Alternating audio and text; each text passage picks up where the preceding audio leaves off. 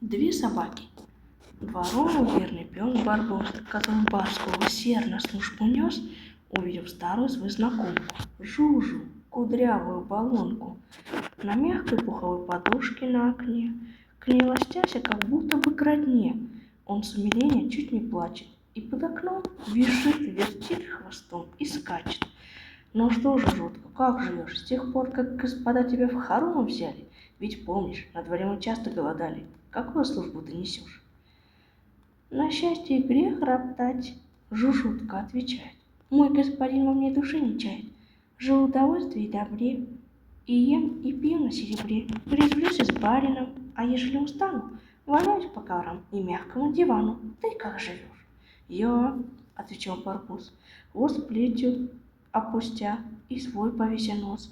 Живу по-прежнему, терплю и холод, и голод, избегаючи хозяйский дом, здесь под забором сплю и мокну под дождем. А если не в попад залаю, то и побои принимаю. Да чем же ты, Жужу, случай попал? Ты сильный бывший так и мал. Меж тем, как я из кожи рвусь напрасно. Чем служишь ты? Чем служишь? Вот прекрасно. С насмешкой отвечал Жужу. На задних лапках я хожу.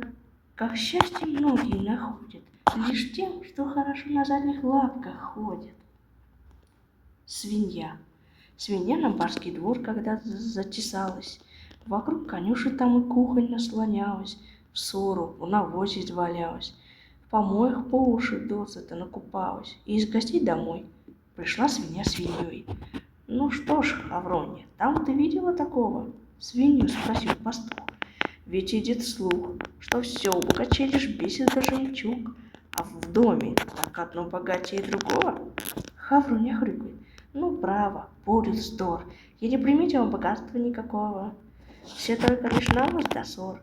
А кажется, уж не жалея рыла, я там изрыла весь задний двор. Не дай бог никого сравнением не обидеть. Но как же критика Хавроньи не назвать, который что и станет разбирать, не дар одно худое видеть.